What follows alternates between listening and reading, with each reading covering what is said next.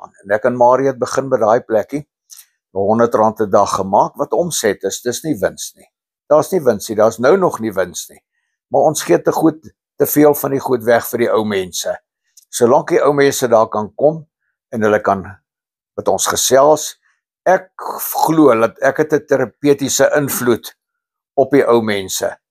En baie van die ou mense se kinders is nie hier, hulle bly in Australië, in Nieu-Seeland, en hulle kom gesels daar, en hulle kom sê, ons het nie geld nie, dan sê ek dan, hier is vir jou toffie. Gaan koue toffie, jy kan met 'n soet dingetjie in jou mond, gaan jy weer gelukkig wees, en dis lekker om dit te praat. Terloops, ons kry ons beskuit van Bloemfontein af, niemand in Pretoria kan beskuit bak soos Rita's in Bloemfontein nie. Ons koeksusters is spyk, ons gemmerkoekies is spyk.